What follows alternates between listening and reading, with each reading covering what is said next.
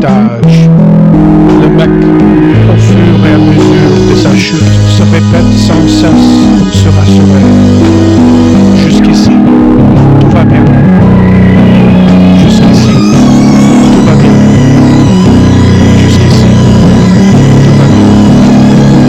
L'important, c'est pas la chute, c'est l'atterrissage.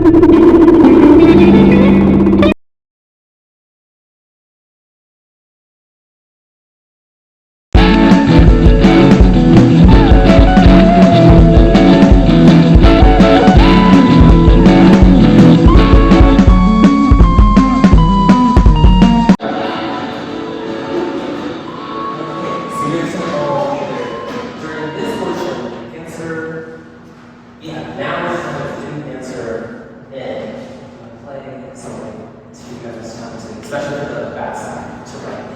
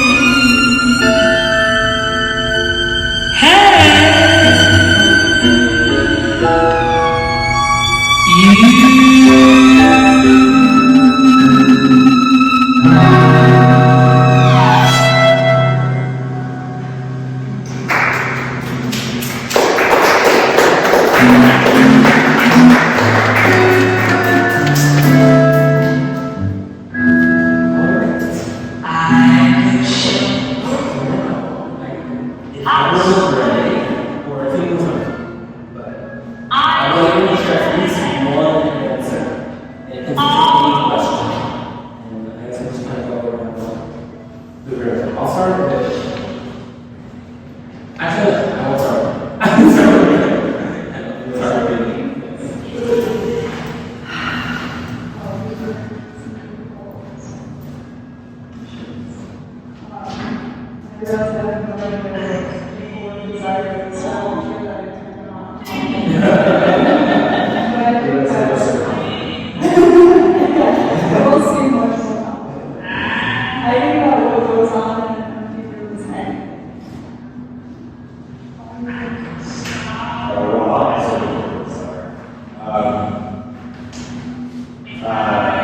Someone told me once that the journey of life goes towards a lesson and acceptance. To enjoy the finest things, to appreciate the full of love and joy, and also to be equally happy with letting it go. So. My core desire is that I say is change everything you want. I said no, but I'm always happy once it's already happened. And there's change again.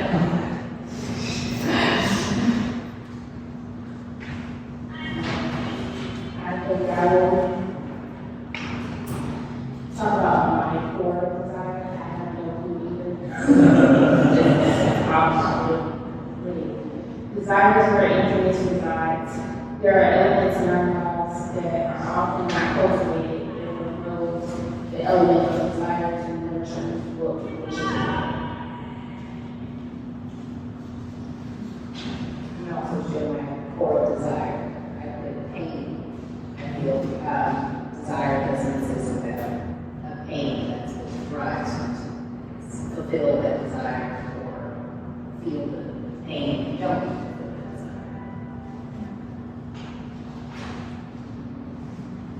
It's changed everything I want, yes.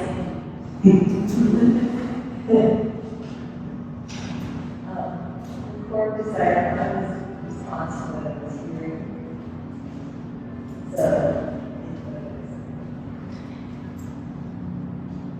there's someone in on a boat in a cafe who's really agreeing and agrees.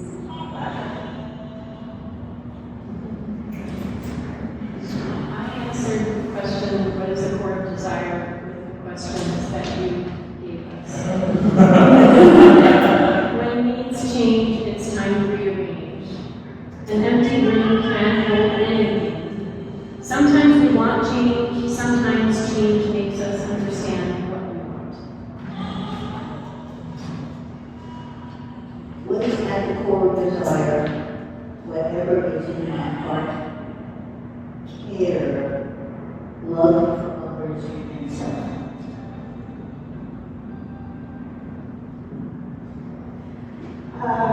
Core of desire is seeking the enjoyment of the object of desire, and the downside of that is very necessary is possession.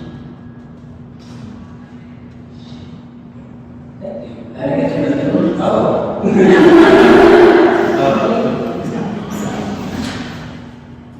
Which one should I do? Whichever one you want.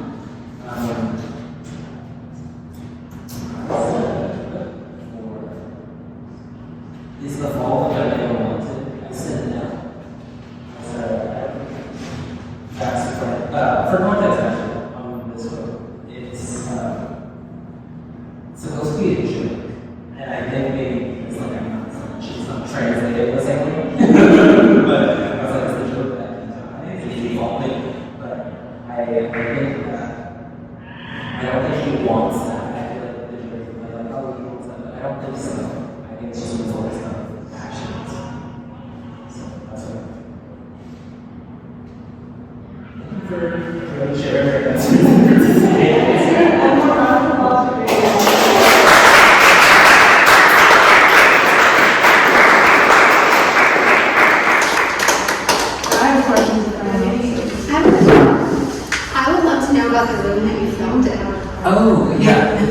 it's a set at this studio that's it's actually not far from here. But I had gone there to film something that I did 2 years ago, and then one of my friends had done a video there, and that's where I first found out about it. It's called Made Culture Studio, and it's like it's not far. It's literally like less than a mile away from me, but it's like kind of like just a big warehouse. They have a lot of stuff, but it's like just a big warehouse. So did like seeing that room inspire this, or were you looking for a room already? I think I just had it in mind since I had been there, and I knew kind of what I wanted to do. I knew kind of what I wanted to do in terms of the subject matter, so I knew that I wanted to do something where you could see an entire room. So I knew that they for sure had it, and I thought oh, this is a room at school or something, or I could go find, but I was like, there I could get the, I guess, best like wide shot, because it's like, yeah, it's made to be.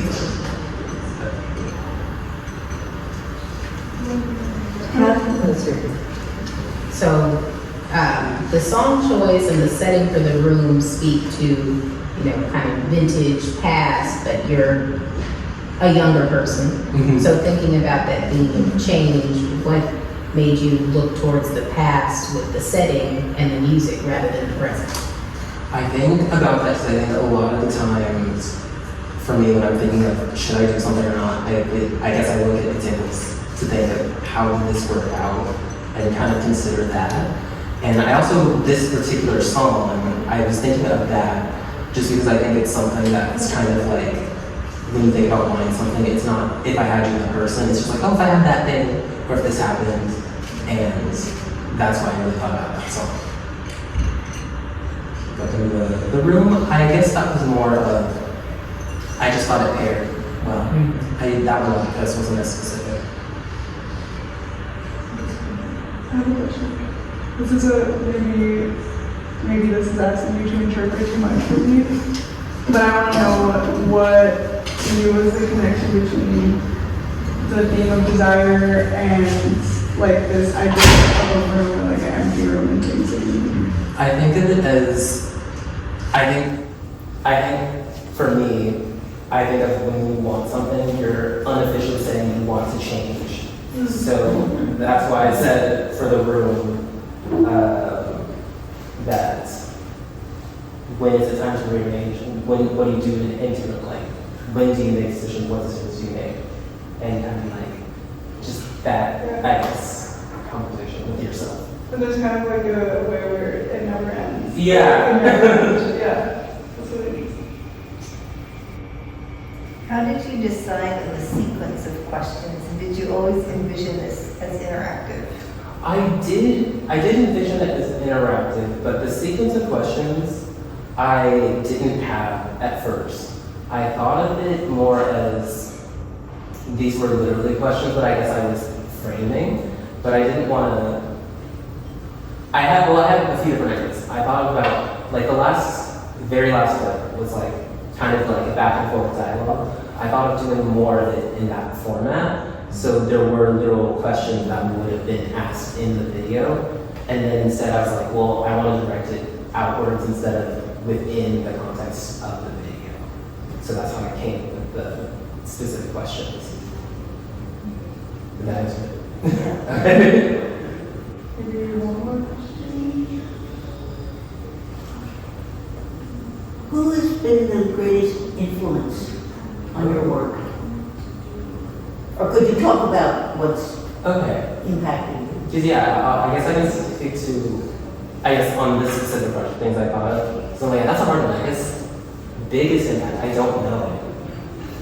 That is a really hard one. Because I think there's a lot of artists who I really like, but I don't know if I necessarily carried that into this, or maybe subconsciously, but I think that,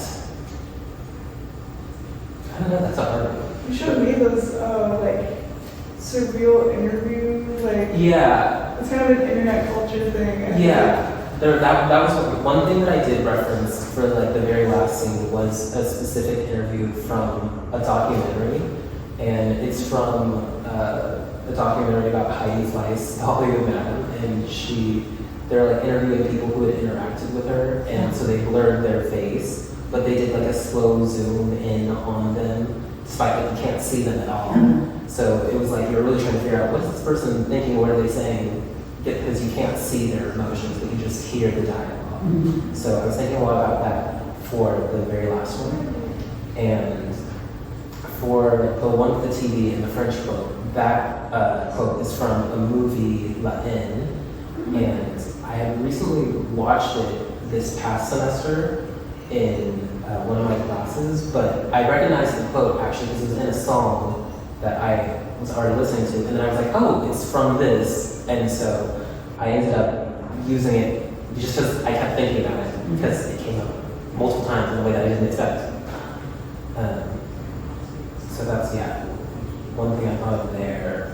And I did really want to do something with jazz improv, because that was something, I guess, more recently I had been working on. And with the theme of kind of this video, I felt like it fit contextually. So I guess those were the current inspirations. Well, thank you. Let's do one more round of applause.